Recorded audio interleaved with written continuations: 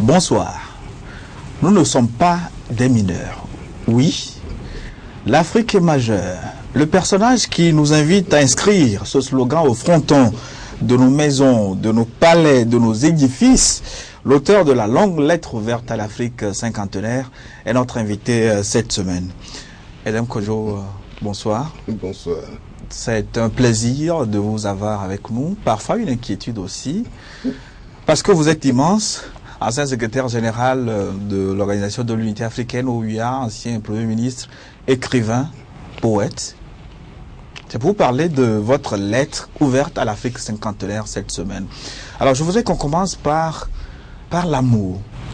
Cet élan qui jaillit des profondeurs de l'instinct. Il paraît qu'il ne dépend ni du bon sens, ni du mérite, ni de la raison. Oui. Mais je voudrais savoir pourquoi vous aimez tant l'Afrique. Vous l'avez souligné, je voudrais lire un passage. Je t'ai tellement aimé, d'un amour sans limite, sans borne, à me fendre le cœur, à pleurer des larmes chaudes, comme de la lave. Oh oui, je t'ai trop aimé, ma mère, mon amour. D'où vous vient cet amour? Mais je crois que je l'ai toujours eu chevillé au corps. L'amour du continent africain, je crois que je l'ai éprouvé très jeune.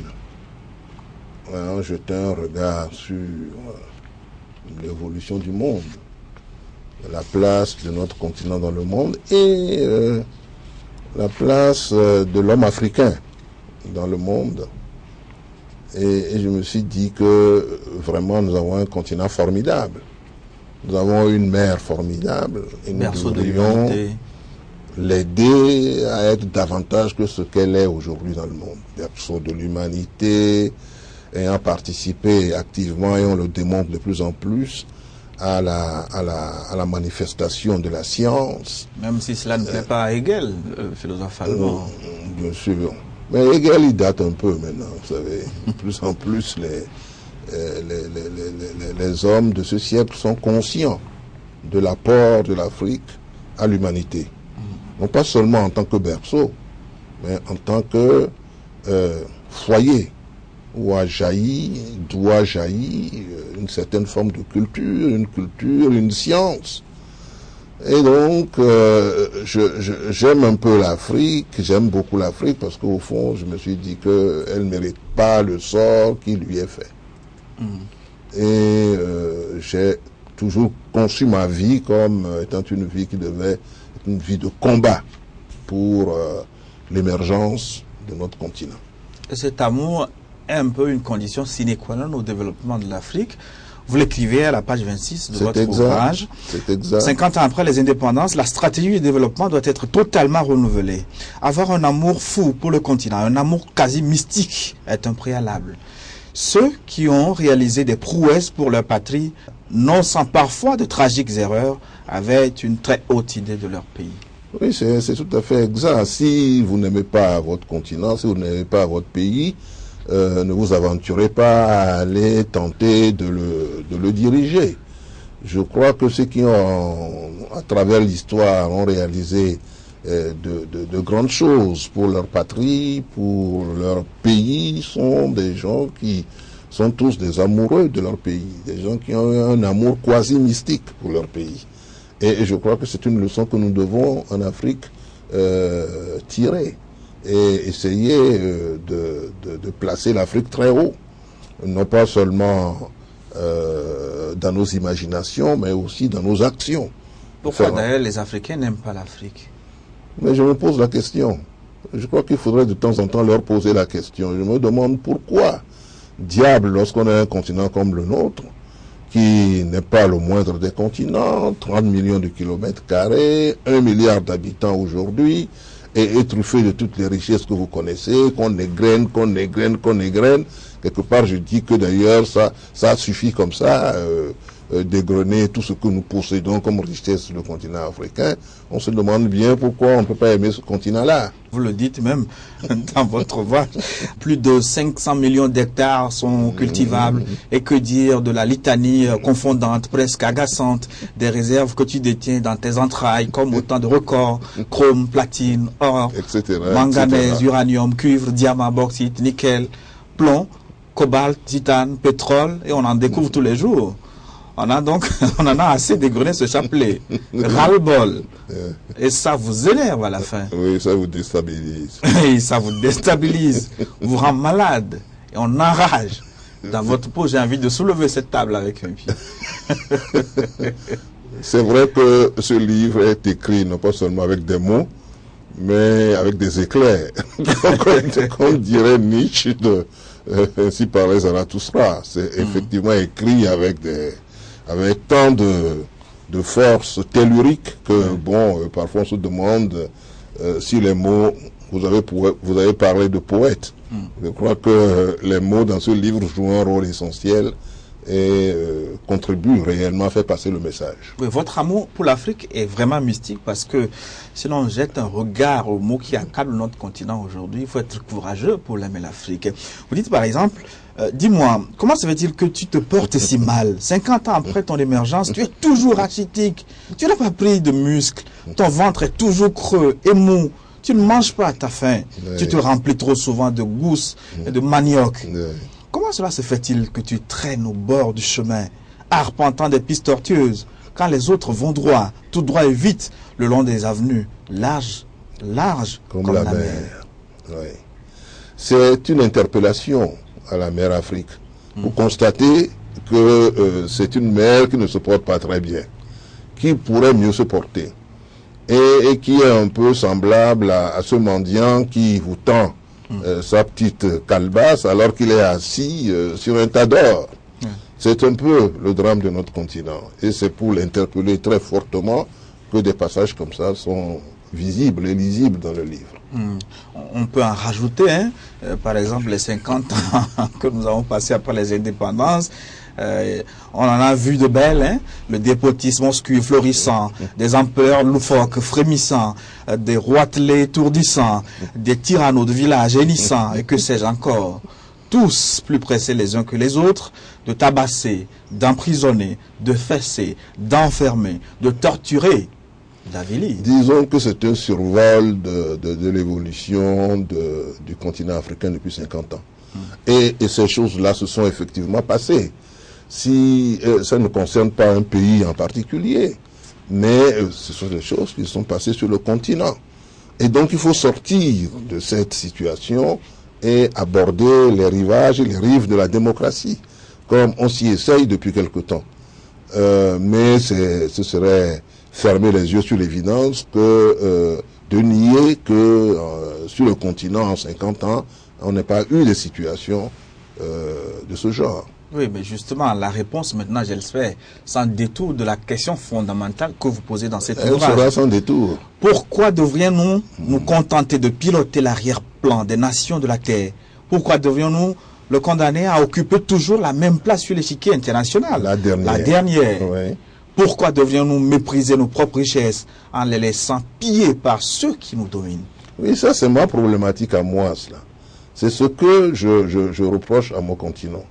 Parce que je ne peux pas concevoir que nous en soyons là. Et donc la réponse est sans détour. Il faut sortir de là, il faut en sortir. Parce que nous ne pouvons pas continuer dans cette voie. Mais ce livre est un livre totalement anti-afro-pessimisme. C'est un livre qui est afro-optimiste. Parce que à lire certains passages, on se demande si il ne faut pas désespérer du continent. Il n'en est pas question. L'afro-pessimisme, c'est un mot que vous n'aimez pas du tout. Pas du tout. Je ne serai jamais un afro-pessimiste. Je ne serai jamais un afro-pessimiste. Vous avez été clair. Je suis fondamentalement afro-optimiste. Sinon, c'est pas la peine. Si j'aime tant le continent, si j'estime que ce continent a un avenir, ce continent doit peser dans l'ordre stratégique, être un élément qui compte dans le monde contemporain, il faut que vraiment on ne soit pas afro-pessimiste. Il faut franchement se dire, nous le pouvons. Si nous ne le pouvons pas, alors c'est même pas la peine d'y penser. Nous le pouvons. Vous n'êtes pas afro-pessimiste, mais ce continent-là vous énerve de temps en temps. Afrique, qu'est-ce que tu es en train de nous faire? Tu m'énerves, tu sais. Pourquoi tant de mollesse? Oui. Vous vous emportez parfois. Oui. C'est normal, non? Le papa que vous êtes, vous vous emportez de temps en temps contre votre garçon ou votre fille lorsqu'il vous tend le bulletin à la fin du trimestre ou à la fin de l'année, que bon, vous estimez que bon, on aurait peut-être mieux fait dans telle discipline, on aurait peut-être obtenu une meilleure moyenne dans telle autre. Vous vous énervez un peu. Un peu, mais quand il est dernier tout le temps, là, ce n'est pas un peu. Nous ne serons pas derniers tout le temps. Nous ne serons pas derniers tout le temps. Une incantation? Ce n'est pas une incantation, c'est une constatation, c'est une assurance, c'est une conviction. Alors, vous le dites, l'Afrique a tout pour se développer. Mais souvent on nous dit que nous n'avons pas les moyens financiers pour, si vous permettez la théologie, financer notre développement. Oui, bien sûr, je consacre de longs développements à cette affaire de moyens financiers, d'argent qui n'existe pas. Et je me dis que très souvent, on pouvait opérer, on pourrait se conduire de telle manière à avoir suffisamment d'argent. Je ne dis pas que l'Afrique pourrait continuer à s'autofinancer tout seul, à assurer tout seul son financement pour le développement. Ce n'est pas ça que je dis. Je dis qu'il y a quand même en Afrique des moyens financiers importants qui ne sont pas toujours utilisés comme il faut. Il n'y a pas une convergence entre la collecte de l'argent et les projets à mettre en œuvre. Et que donc l'argent n'est pas tout le problème. Bien évidemment, tous les États s'endettent pour se développer. Et l'endettement des pays considérés comme les plus riches est un endettement inouï. Inouï. Mais on en parle peu. L'endettement du continent africain, c'est une goutte d'eau dans la mer, en réalité. On a bien vu, lors de la dernière crise mondiale, comment et l'importance des capitaux qui ont été mobilisés en un clin d'œil pour parer à la crise. Donc, ce qu'il faut pour le continent africain, c'est pas si extraordinairement élevé que ça. Oui. Et si on le voulait, on le pourrait. Mais que les Africains balayent devant leur propre porte, utilisent mieux leurs moyens, les collectent plus intelligemment et démarrent avant que on ne se tourne peut-être vers des financements extérieurs, qui d'ailleurs ne sont pas des financements qui sont aveugles. C'est des financements qui sont très réfléchis. Si les gens viennent chez vous, parfois c'est pas à vous de le demander. Parce que je ne sais pas si les Nigériens ont beaucoup tendu la main aux grandes multinationales lorsqu'il s'est agi de développer la région où le Mende actuellement, le delta du Niger. Les gens sont venus tout seuls parce qu'ils savaient qu'il y avait là une richesse qu'on pouvait qu'on pouvait exploiter. L'exploiter pour la multinationale, mais aussi l'exploiter pour les paysans du coin, pour le pays où se trouve cette richesse. Et donc l'Afrique a les moyens en tout cas de se développer. Vous écrivez, l'argent qui existe en Afrique suffit à entreprendre, sinon à parfait le processus de financement de nos économies en attendant des capitaux privés résultant d'arbitrage froid uniquement guidé par l'intérêt bien compris de l'investisseur. C'est ça. Tout à fait exact. C'est ce qu'on constate tous les jours. Si demain on découvrait des gisements colossaux dans la mer chez nous qui surpassent les gisements de pétrole des pays à côté, eh bien vous allez voir que pour mettre en valeur ces gisements, on n'aura aucun problème. Mais il paraît qu'il existe, ce gisement de pétrole. Oui, il paraît qu'il existe, je crois qu'il existe, mais c'est un exemple que je donne en disant, il existe, mais il n'est peut-être pas aussi énorme que d'autres gisements, je n'en sais rien. Mais si on laisse le pétrole, si on prend une autre matière première, si vous en possédez dans des proportions importantes, vous trouverez toujours financier à votre porte. D'ailleurs, vous vous êtes énervé là-dessus. Vous ne comprenez pas que notre pays, c'est un exemple, est le meilleur phosphate du monde et qu'on ne puisse pas produire de l'engrais, par exemple, pour fertiliser nos sols. Heureusement que je crois que ça va venir. Je crois que ça va venir. Si ce n'est pas en train. Ouais. Parce que c'est normal. Parce que c'est normal, ce que je dis est normal. Ouais. Et là où je ne suis pas totalement d'accord avec vous. Ah, ça c'est bien que vous ne soyez pas d'accord. C'est quand vous pensez que l'Afrique dispose des ressources humaines suffisantes pour amorcer son développement. Vous dites rien ne nous manque pour cela, ni les hommes, puisque la population a dépassé le milliard d'habitants. Mais est-ce que la quantité fait la qualité? Il est reproché à l'Afrique de ne pas avoir assez de cadres, assez de scientifiques. Vous avez tort, vous avez raison et vous avez tort. Vous avez raison parce que la ressource humaine dont nous disposons n'est pas toujours disponible pour nous. C'est que ce sont des cadres, des hommes et des femmes qui sont allés à l'extérieur, qui sont intégrés dans d'autres économies et qui ne sont pas dans nos économies. Mais ce qui est certain, c'est que en 50 ans, et ça c'est une des réalités que l'on doit constater pour s'en féliciter, c'est que l'Afrique a formé un nombre considérable de cadres dans tous les domaines, y compris de la technique.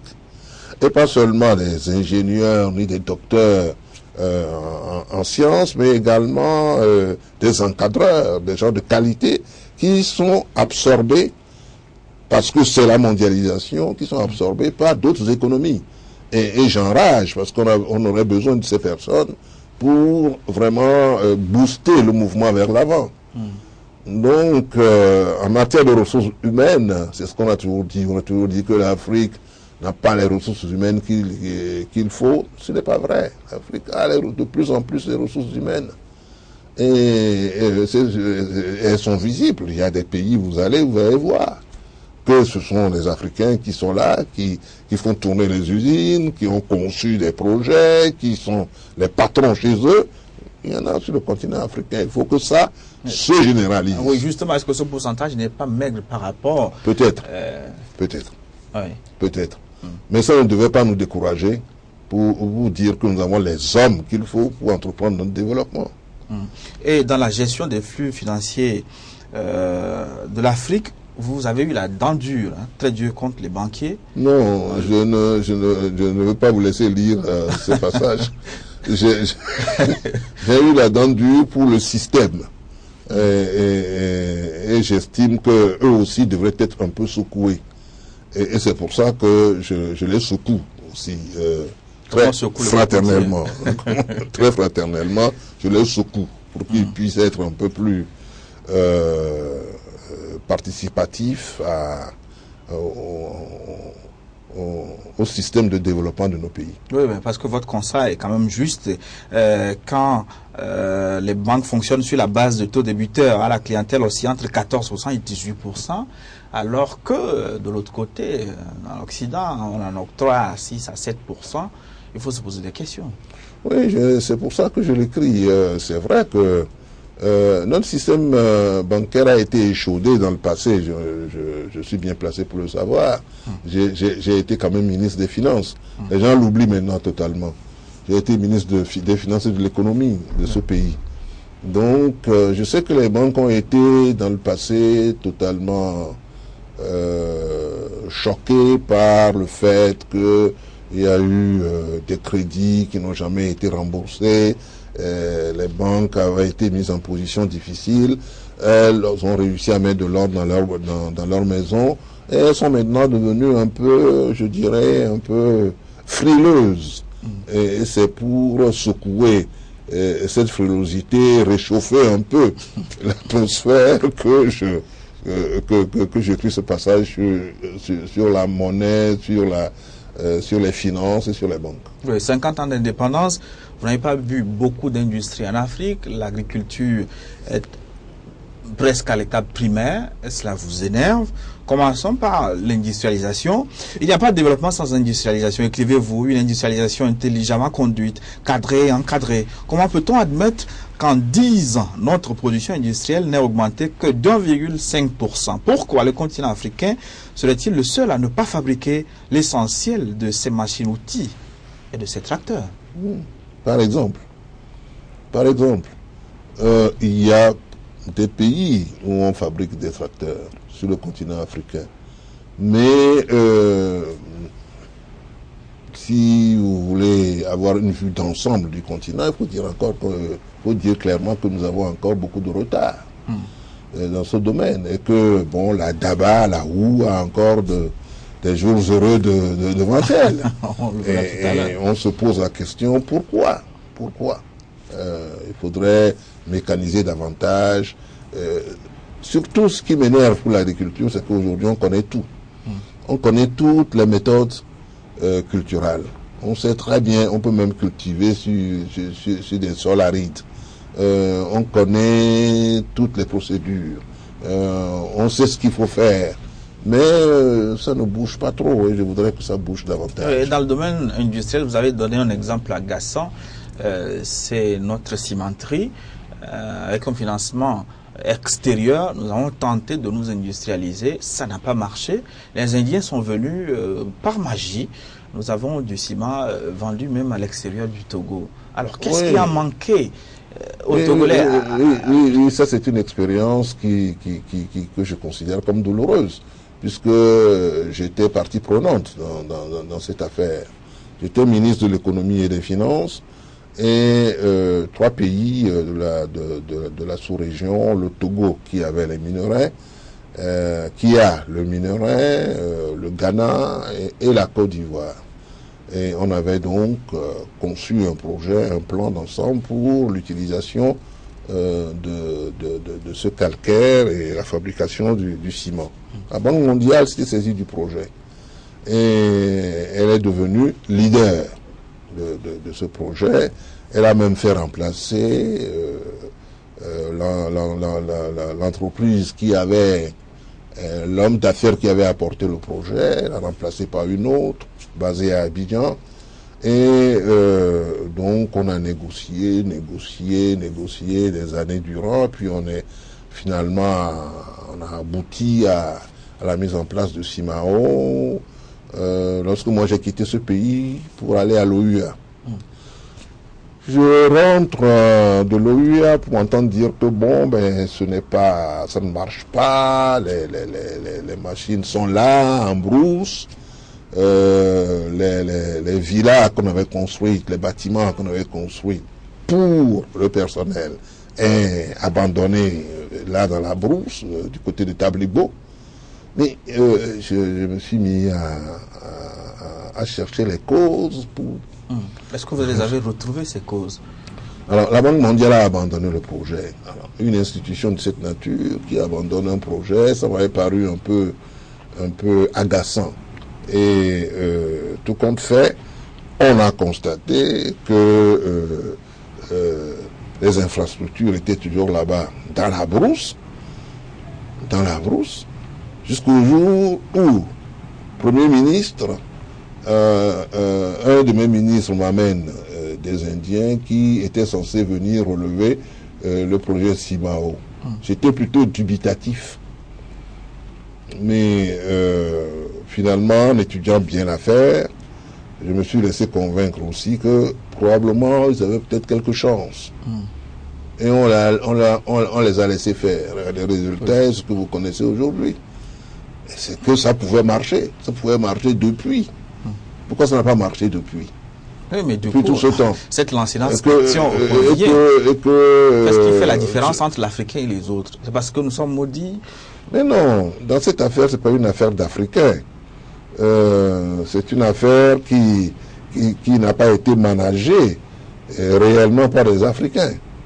C'est C'est une affaire qui a été managée par une institution internationale respectable et respectée, mais qui, en l'occurrence, n'a pas pu réellement faire le tour de la question comme il faut. Dans le domaine de l'agriculture, vous vous demandez comment cela se fait-il, chère terre nourricière, que tes paysans en soient toujours au même point, attachés à la glaie, mais aussi à la daba, cet outil sommaire qu'ils manipulent depuis la nuit des temps et qui n'a jamais été mécanisé. Sarkozy a posé la même question au Sénégal, à Dakar, en juillet 2007. Non. On a crié à Rose sur le baudet. Il n'a pas posé cette question-là. Il n'a pas posé la question sur la daba et la roue. C'était autre chose qu'il avait dit. Mais il a simplement dit que le paysan africain... C'est pas le paysan africain. Je ne voudrais pas m'éterniser sur ça. C'est pas le paysan africain, on a dit l'homme africain. Donc, ce qui est un autre problème. On a parlé de l'homme africain qui ne serait pas rentré suffisamment dans l'histoire. Bon, ouais. J'aime pas m'attarder sur ces controverses un peu gratuites, mais plutôt aller au fond des choses. Alors, l'heure a-t-elle sonné aujourd'hui pour que l'Afrique se développe? L'heure a sonné depuis longtemps. Je pense qu'aujourd'hui, nous avons toutes les possibilités de développement et du reste. Je crois qu'aujourd'hui, plusieurs États africains enregistrent des résultats qui ne sont pas très mauvais. Mais je mets en garde aussi sur le fait de commencer à se gloser et à se glorifier d'un certain nombre de résultats en se disant que déjà on y est. On n'y est pas encore. On annonce des taux de croissance importants pour une dizaine de pays africains en 2011. La croissance du PIB à 5%? Non, 5% c'est pas une croissance extraordinaire ça. On annonce des croissances qui ne sont pas loin des croissances à 2 chiffres. Pour un certain nombre, 10%, pour un certain nombre de pays que je cite dans le livre d'ailleurs. Et ce sont des renseignements qui ont été puisés aux meilleures sources puisqu'elles viennent de l'organisation de l'Union africaine elle-même. Donc, c'est bien. Mais je dis que il ne faut pas croire qu'on est arrivé. Et l'effort qu'on doit déployer doit être un effort intense, qui doit être effectué sur la durée. Et j'estime que 10% une fois en passant, c'est pas assez. Il faut peut-être 10% pendant 10 ans, successivement, pour commencer à voir le début de la fin de nos misères. Donc vous êtes félicité des efforts encourageants des pays comme le Malawi, dans le domaine agricole, le Rwanda. Oui, le Malawi a fait une prestation remarquable. Votre bonne note distribuée au Congo-Brazzaville. Ah non, mais il n'y a pas que ça, il y a d'autres pays qui sont cités. Pourquoi vous vous attardez sur le Congo-Brazzaville? Bon, parce que les chiffres sont ceux que j'ai obtenus de l'Union africaine. Ce sont les chiffres que j'ai obtenus de l'Union africaine. De toutes les façons, reprenant Aimé Césaire, vous estimez que l'heure de nous-mêmes a sonné. Oui, l'heure est venue d'abandonner toutes les vieilles routes, celles qui ont mené à l'imposture, à la tyrannie, au crime. C'est assez dire que pour notre part, nous ne voulons plus nous contenter d'assister à la politique des autres, au piétinement des autres, aux combinaisons des autres, au rafistolage de conscience ou à la casuistique des autres. L'heure de nous-mêmes a sonné. Mais ça, c'est une citation d'Aimé Césaire. Aimé Césaire, il faut bien préciser. C'est Aimé Césaire qui a écrit cela lorsque il démissionnait du Parti communiste et qu'il signifiait en 1956, je crois, 56-57, après les événements de Hongrie et la crise qui avait secoué le Parti communiste en France même. Il a écrit ça au secrétaire général du Parti communiste français, M. Maurice Thorez, pour lui signifier qu'il ne serait plus communiste, qu'il ne serait plus affilié au Parti communiste. Et il disait que, j'ai trouvé la phrase très belle, c'est pour ça que j'ai repris la citation intégralement, l'heure de nous-mêmes a sonné. Est-ce que c'est fini les manipulations des autres, fini la casuistique des autres, fini les débats des autres, l'heure de nous-mêmes a sonné. C'est une nouvelle forme de décolonisation, à cette nouvelle forme de décolonisation. Probablement de rentrer en soi-même, de sortie de l'ornière, et de dire une bonne fois pour toutes que ça suffit comme ça. Une transformation radicale de Une métanoïa même, je dis. De l'homme africain, oui. Un total retournement du moi ancien, obéi par le lait colonial et qui est perverti par les données et les modèles du temps présent. Cette transformation radicale de l'intérieur de l'homme est une métanoïa. Oui, c'est une mot métanoïa. grec qui institue clairement ce concept de mutation. C'est ça. Tout à fait. Comment voulez-vous que je réagisse à cela? J'approuve. J'approuve. Oui, mais l'heure de nous-mêmes a sonné. c'est vous qui le dites. Est-ce que les Africains l'entendent de cette oreille? Vous Je ne peux pas savoir si les Africains l'entendent de cette oreille. Vous devez le savoir puisque vous avez Mais la chance, je suis sûr. disons le privilège de rencontrer les plus grands. Vous discutez d'égal à égal avec tous les chefs d'État africains. Quand vous les rencontrez, est-ce qu'ils sont prêts? Vous croyez vraiment que c'est un métanoïa? message qui s'adresse seulement aux chefs d'État?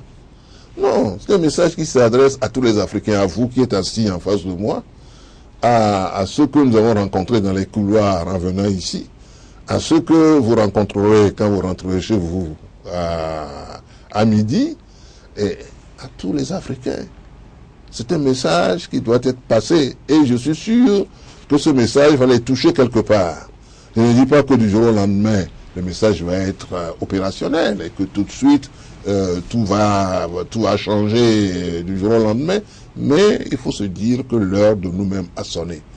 Parce que il n'y a rien de plus agaçant que d'entendre dire que oui, il y a eu telle pression sur tel État, c'est la France-Afrique, c'est ceci, c'est cela, mais nous ne sommes pas mineurs. Nous sommes majeurs. L'Afrique est majeure. L'Afrique est majeure. Et l'heure de nous-mêmes a sonné. Prenons, entendons le son de la cloche et prenons-en de la graine. L'heure de nous-mêmes a sonné. Et à la suite, parce que c'est une logique, vous invitez, vous refusez l'imitation. Si l'on se contente de copier des techniques, des savoir-faire puisés dans les expériences d'autres peuples, même les plus sympathiques, l'effet de maïotique ne joue pas. Et l'on va tout droit à une superposition plutôt qu'à une création. Les vérités qui sont en nous sont le soubassement de notre création. Repenser le développement à l'aune de notre propre capacité à créer, tel est le défi qui attend les États et les micro-États qui se partagent ton air, mère Afrique. Oui. Oui, c'est vrai qu'il faut, dans tout ce que nous entreprenons, avoir cette conscience que c'est en nous-mêmes que se trouve la solution des problèmes, que c'est de nous-mêmes que nous allons sortir ce qu'il faut pour accommoder notre système de pensée, d'agir, de notre système de développement. Ça vient de nous-mêmes, ça devient beaucoup plus effectif. Si on se contente d'imiter les autres aux alentours, nous aurons quelques résultats spectaculaires, mais nous ne changerions pas fondamentalement l'homme africain, qui a besoin d'être changé fondamentalement. La métanoïa dont je parle, cette mutation intérieure fondamentale, est nécessaire pour que nous retrouvions, comme si nous étions dans une grotte, que nous retrouvions la lueur qui nous conduise dehors. Et ben, vous souhaitez aussi cette adaptation. Je suis absolument convaincu que cela est possible et totalement nécessaire. Et vous recommandez même une adaptation à notre identité, à notre culture, des valeurs universelles, comme la démocratie par exemple. Oui, c'est exact. Donc c'est mais j'insiste sur le fait que la démocratie à l'africaine n'existe pas. Comme un certain nombre de valeurs que l'on veut affubler du qualificatif d'africain ou des attributs d'africanité, ça n'existe pas. Le socialisme africain n'a jamais existé, et les droits de l'homme à l'africaine non plus. La démocratie à l'africaine n'existe pas, elle n'existera pas. Il y a des concepts qui sont des universaux dont il faut tenir compte et accepter parce qu'ils sont bons.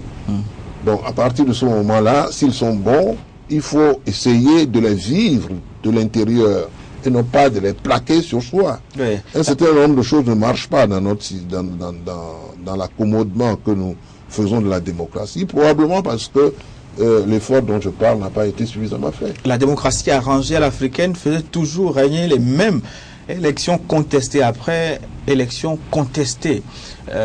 Vous avez fait des reproches également à nos constitutions qui ne seraient pas assez ancrées dans nos valeurs africaines. Mais concrètement, vous avez eu la chance de participer à l'élaboration des constitutions. La constitution de 92 au Togo, vous y avez participé. Tout à fait. On n'a pas senti cette touche culturelle. Vous avez raison. C'est pas parce que j'ai participé que ce qui a été fait était bon. Et de 92 à 2011, il s'est passé beaucoup de temps pour une réflexion nouvelle. Si j'avais à recommencer, je ne le ferais pas de la même manière. Moi-même, j'ai déjà écrit une constitution pour un pays dont je tairai le nom. Mais j'avoue que c'était des constitutions qui sont faites à partir de ce que nous avons appris. De nos grands traités, de nos grands manuels. Nous savons comment on peut ajuster une constitution sur le papier et voir ce qui est bon pour les pays. On a beaucoup trop copié, en fait, les constitutions européennes. Les principes sont les mêmes partout, mais les adéquations, les accommodements devraient être revus, oui, et parfois profondément revus. Avons-nous suffisamment réfléchi aux mécanismes et aux institutions qui, tout en promouvant la démocratie, reflèteraient au mieux la stratification sociale, les conditions psychologiques, les coutumes et les mœurs ancrées dans les mémoires, les savoir-faire locaux et les habitudes venues du fond des âges? Oui, c'est exact, c'est ce que je viens de dire. Cette réflexion est amenée comment? Ça dit que les idées sont dans votre ouvrage, mais il manque la méthode pour arriver à la concrétisation. Vous avez parfaitement raison. Ce livre, qui a 77 pages, ne peut pas être un livre autrement qu'une interpellation. Son but, c'est d'interpeller, à l'occasion du 50e anniversaire, d'interpeller le continent. Donc, ça foisonne d'idées, mais ces idées demandent que l'on y réfléchisse et que l'on y travaille. Si je voulais développer tout cela, j'aurais pu écrire un livre de 800 pages. Mais personne ne serait là pour lire un traité de 800 pages. Donc, par contre, tout le monde lit ce document parce que en très peu de temps, il vous permet d'avoir une idée sur les problèmes africains tels qu'ils se posent aujourd'hui, et de voir toute la flamme qui peut animer quelqu'un qui encourage l'Afrique à aller de l'avant. Mais nos constitutionnalistes, nos juristes, devraient méditer profondément la question de la démocratisation, des élections, etc., etc., et se poser la question pourquoi ça ne marche pas chez nous. Et ça, je pense que à partir de certains phénomènes qui se développent autour de nous aujourd'hui, on pourrait essayer d'approfondir la question. Pourquoi ça ne marche pas chez nous? Et vous avez par ailleurs en horreur l'assistanat. C'est en ce sens que vous ne comprenez pas les pays africains qui ont recours à l'aide internationale pour organiser des élections, ce qui relève d'une souveraineté nationale. Le cas de la Côte d'Ivoire peut nous instruire. Quand j'écrivais le livre, je ne connaissais pas le montant, le coût des élections en Côte d'Ivoire. J'ai trouvé le coût faramineux, mais probablement exact, compte tenu du délai immense qu'il a fallu observer pour arriver à régler tous les problèmes liés au corps électoral, à l'organisation des élections, au désarmement, etc., etc. Mais je pense quand même que dans la norme des élections, lorsqu'elles sont prévues, devraient pouvoir être financées par les États eux-mêmes. Enfin, tout de même. Est-ce que vous trouvez que c'est normal que d'autres viennent toujours financer nos élections à nous? Est-ce que quelque part ça ne vous titille pas un peu quelque part, moi, je trouve tout de même qu'on pourrait inscrire dans nos budgets le coût des élections. Et autant que possible se débarrasser de cette espèce d'emprise que les autres ont sur notre système électoral, sur la façon de concevoir les choses, parce que bon, ça ne fait pas très sérieux. Moi, donc c'est quelque peu inconséquent de recourir à l'aide internationale pour organiser des élections et de clamer ensuite ce nationalisme. Bien évidemment, c'est mon point de vue. Hein. Je ne dis pas que j'ai raison sur tout, mais j'estime quand même que organiser des élections chez nous, on le sait depuis longtemps, ce n'est pas quelque chose que on se lève du jour au lendemain pour dire on va aux élections. Tout le monde connaît les échéances. Budgétisons, année après année, le coût des élections et organisons nous-mêmes nos élections. Interrogeons maintenant ce nationalisme. Est-ce que le vrai nationalisme n'est pas plutôt le panafricanisme? Vous me faites plaisir en disant cela. Vous ne savez pas combien vous me faites plaisir. Hein, je retiens la formule. Le vrai nationalisme, c'est le panafricanisme. Et vous avez 1000 fois raison. Parce que ces micro-nationalismes que l'on se jette à la figure, à mon avis, correspondent pas à grand-chose. Et si le nationalisme consiste à regarder la vérité en face, à la connaître, mais en même temps en faisant semblant que tous nos malheurs viennent de l'extérieur, en rejetant tout sur les gens de l'extérieur, en disant qu'ils se mêlent de nos affaires. Mais si vous voulez montrer que vous êtes puissant chez vous, que vous êtes maître chez vous, organisez-vous pour organiser vos affaires tout seul. En ce moment-là, si quelqu'un vient vous parler, vous diriez, eh bien, écoutez, allez voir ailleurs, nous avons organisé nos élections nous-mêmes. Ouais. On comprend maintenant d'où vient cette idée chère à vous, l'Afrique doit s'unir. Vous l'avez écrit dans Et demain l'Afrique, il y a 25 ans, des Samosaïens, l'Afrique doit s'unir. Oui. Ah, oui. Vous avez fait de l'espagnol? Vous avez un bon accent. Vous avez un bon accent. Oui, nous disions hier, déjà il y a 25 ans, que l'Afrique devait s'unir. Nous n'avons pas inventé cela, Nkrumah l'a dit avant nous, d'autres aussi. Mais aujourd'hui, il n'y a plus beaucoup de panafricanistes claironnants. Beaucoup se sont un peu, pas cachés, mais sont un peu tus.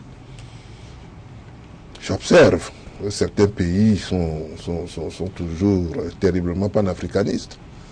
Mais le panafricanisme en tant que tel n'a pas pris du plomb dans l'aile, mais paraît parfois quelque chose d'illusoire aux Africains eux-mêmes. Mais vous-même, votre verbe vous est resté. Du sais-je me répéter, annonner, divaguer, radoter. Je me tiendrai toujours debout, le drapeau à la main. Oui, le filant à la bouche pour claironner ce que 1000 et 1000 fois j'ai déjà proclamé. L'Afrique doit s'unir. C'est un entêtement presque. C'est un entêtement salutaire. C'est un entêtement qui entend résister aux sirènes perturbatrices. Les sirènes perturbatrices sont celles qui disent partout, oui, mais vous croyez, les États ont déjà tant de difficultés à résoudre leurs problèmes, comment est-ce qu'ils vont mettre tous ces problèmes ensemble, est-ce que vous voyez cela, est-ce que c'est pas illusoire? Et ça, c'est les sirènes perturbatrices. Parce que dans le passé, les processus pour faire l'unité d'autres pays sur d'autres continents ont existé. Et donc, ce n'est pas une chimère que de penser que le continent africain puisse s'unir.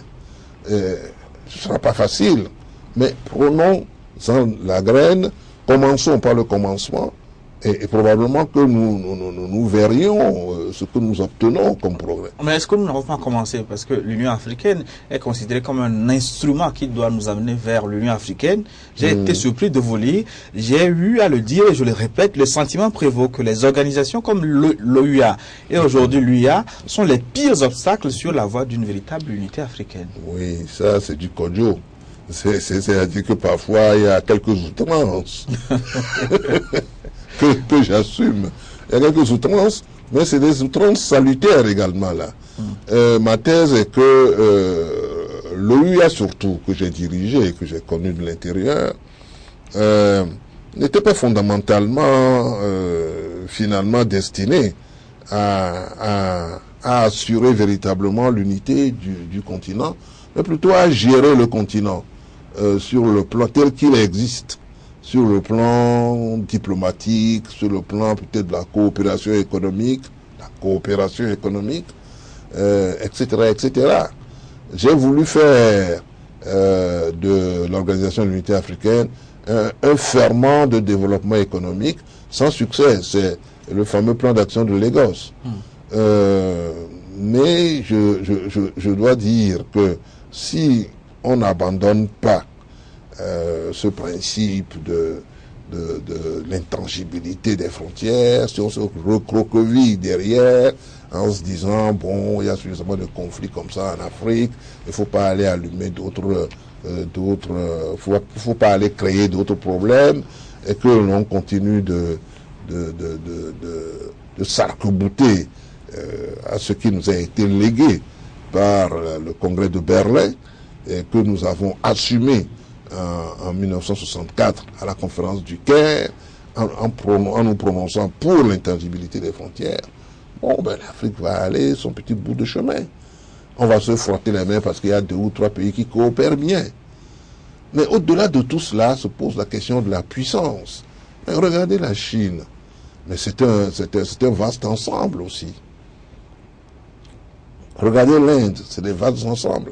Est-ce que vous croyez que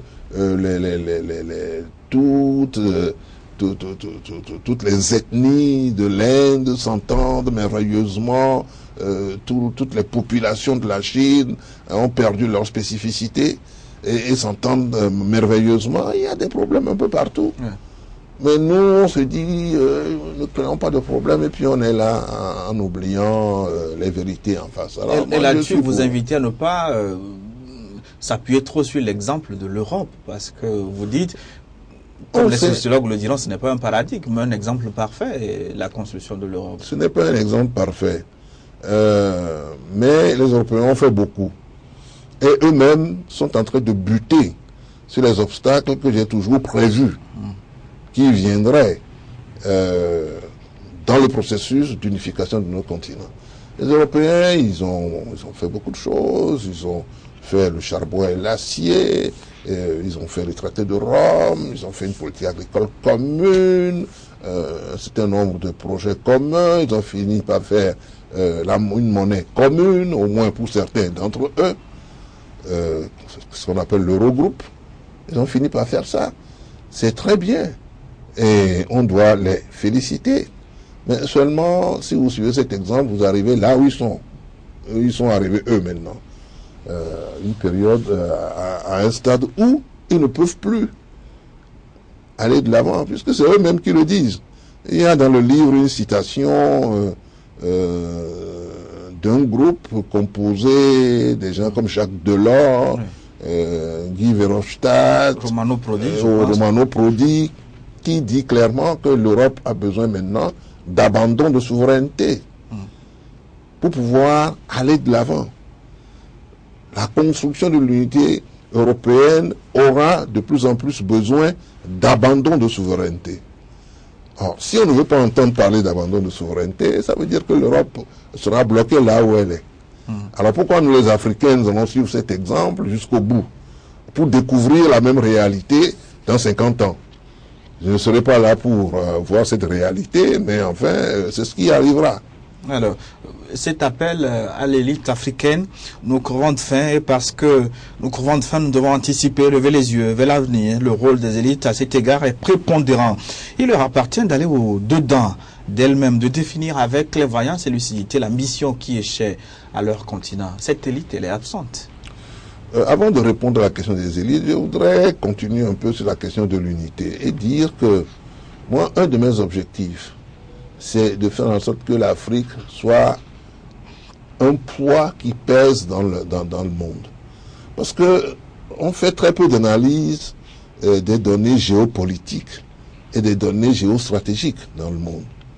Or, si on s'attarde un peu à ces données géopolitiques et stratégiques, on doit se rendre compte que même lorsque vous êtes un pays et que, bon, prenons un pays africain qui se serait développé, qui aurait à peu près le revenu par habitant du Qatar ou de Koweït, ce serait quoi dans le monde? Dites-moi un peu. Ce serait dans le monde. Je cherche une Afrique qui participe au monde à part entière, qui détermine l'avenir du monde et qui ne soit pas déterminé constamment. Vous comprenez? Qui soit dans le G20, non pas comme... Soit dans le G20, même dans le G8. Mais si c'est un continent qui commence à peser et qui a tout pour peser, il imposera aussi ses vues. Et l'Africain, en ce moment-là, ne sera plus une espèce d'être marginalisé constamment, mais un homme à part entière, fier de sa culture et fier de son appartenance nationale. Et un mot à l'élite africaine qu'on cherche. Quant à l'élite africaine, oui, bien sûr. Elle est l'espoir de tout le monde. Mais il faut qu'elle se manifeste davantage. Il faut qu'elle définisse davantage les voies à suivre. Il faut qu'elle soit mage, leader, et non pas être derrière en train de piloter l'arrière-train des volontés populaires. Il faut éclairer la masse, porter la flamme et sonner l'olifant. C'est ça le rôle de l'élite. De l'élite. Il nous reste 1 minute. Je voudrais dire une déception. Ma déception, si j'avais été mis au courant du projet de cette lettre ouverte, c'est prétentieux de ma part, je voudrais suggérer d'ajouter 1 ou 2 paragraphes à l'endroit des armées africaines qui n'ont pas été toujours du bon côté de l'histoire. Je survole volontairement les cas togolais que je voudrais verser à la Commission Vérité, Justice et Réconciliation. Je voudrais évoquer l'assassinat de la démocratie au Burundi, Melchior Ndadaye avec Thomas Sankara au Burkina Faso. On peut multiplier les exemples. Cette armée africaine, est-ce qu'il ne fallait pas lui dire un mot? D'abord, merci beaucoup. La prochaine fois, je vous ferai lire mon manuscrit avant de l'envoyer à l'éditeur. Ensuite, s'agissant des armées africaines, je suis désolé de vous le dire, moi, et j'ai peut-être tort, je considère que c'est un épiphénomène. Et que l'armée est un instrument. L'armée n'est pas l'entité déterminante. Si l'armée obéit à telle force politique aujourd'hui, c'est parce qu'elle veut bien obéir à cette force-là. Pour moi, il y a un problème des armées africaines. Il ne faut pas se voiler la face, mais pour moi, ce n'est pas le problème essentiel. Le problème, c'est d'abord la volonté politique. Je crois que c'est elle qui est première. D'accord. Je voudrais terminer cette émission avec une belle envolée lyrique qu'on va non pas trouver dans lettre ouverte à l'Afrique cinquantenaire, mais dans Et demain l'Afrique, qui date de 25 ans. Ça veut dire qu'il est toujours jeune. N'a pas plus de rides. Pas plus de rides. Cette Afrique vous donne beaucoup d'espoir parce que vous dites que l'on interroge ses ressources, son potentiel, que l'on se réfère à ces fantastiques paysages naturels et à ces incommensurables richesses que la sécheresse, la famine et la misère d'aujourd'hui ne sauraient oblitérer, qu'il soit fait appel à sa culture pétrie d'humanisme et à sa philosophie de la convivialité. L'on doit convenir que le continent africain, terre de paradoxes, de lumière et de clair-obscur, par ce qu'il pourrait devenir si ses fils se ressaisissaient, est avant tout ciselé dans la matière qui fait les grandes nations. Ouais. On dit Amen. Amen. Merci. J'allais dire que c'est du Kodjo, ça. Merci en tout cas pour cette lettre ouverte. que j'ai dégusté avec beaucoup de plaisir. Merci beaucoup de m'avoir invité, Gilles Bocco. Je suis très heureux. C'est au moins la deuxième fois que vous et moi nous parlons des problèmes fondamentaux du monde. Je suis toujours à l'aise pour parler avec vous. Merci. Et j'espère que je vais revenir. Très prochainement alors. Alors, Mère Afrique s'est accrochée à tes valeurs, que les fils féconderont le monde. Alors, au plus fort des tourments présents, dans la houle des gémissements de douleur qui s'élèvent partout en ton sein, me revient en mémoire cette exhortation synodale à Rome. Afrique, lève-toi, prends ton grabat et marche.